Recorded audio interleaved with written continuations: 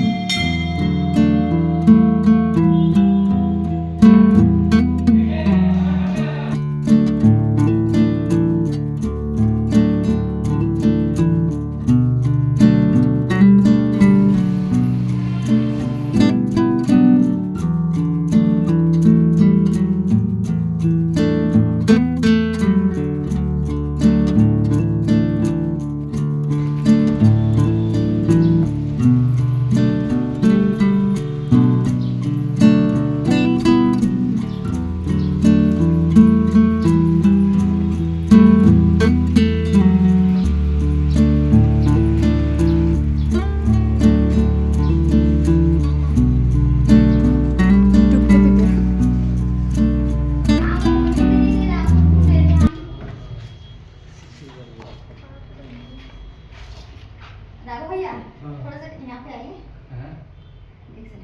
তো গাইস আমি 9 বছর পর শিলং এসেছি, আসার পরও দেখো এই যে রাঘব ভাইয়ের সাথে আমার দেখা হয়ে গেছে, যিনি এই মন্দিরেরই ঠাকুর মশাই। আমাকে দূর থেকে দেখে চিনে গেছে, আমি বুঝতেই পারিনি যে চিনতে পারবে রাঘব ভাইয়া। আমি পুরো চিনে গেছি তো, পুরো চিনে গেছে, পুরো হয়ে গেছে তো। কে আমি না बीमार 4 মাস থেকে बीमार আছে। কি হচ্ছে? এখনো পর্যন্ত ছাড়ছে না, আমি দাঁড়াই তো তুমি কি এই মন্দিরে এই বজরঙ্গলী মন্দিরে থাকো? এই মন্দিরে আমি পূজা করি। আর ওই মাতৃ মন্দিরে ওনার পূজা করে, মাতৃ মন্দিরে মা ডিউটি আছে, ওখানেও ডিউটি আছে। ও আচ্ছা, দুদিকে আমার ডিউটি। ভালো হয়েছে তোমার সাথে দেখা হয়ে গেছে।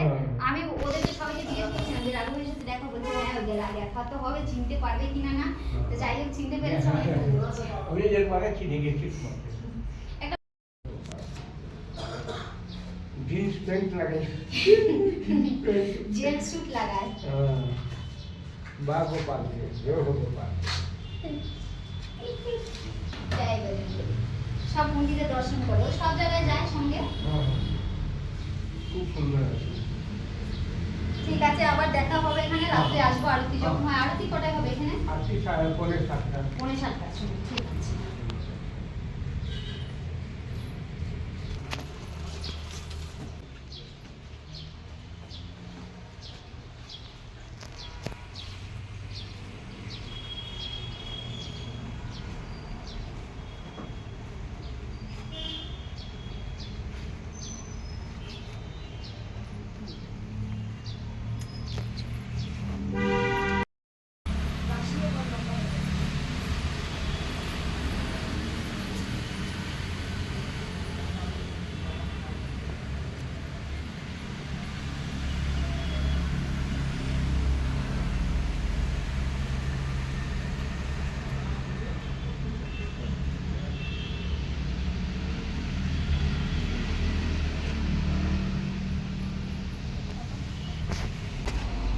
তো আমার মন্দিরে পুজো দেওয়া হয়ে গেছে, এখন প্রসাদটা নেব 12টার পর যেহেতু, তাই আমি, আমার গোপাল সোনা আর আমার বোনের মেয়েরা সবাই মিলে এখানে বসে রয়েছি।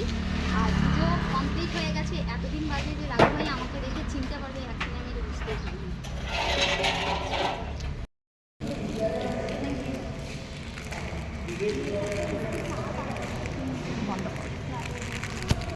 সকাল থেকে বাচ্চারা আমার সঙ্গে বসে রয়েছে, সঙ্গে লাড্ডু গোপালও বসে রয়েছে। তো পুজো দেওয়া হয়ে গেছে, তাই ভাবলাম যে সকালবেলার ব্রেকফাস্টটা আজকে মিষ্টির দোকান থেকেই করে নিই।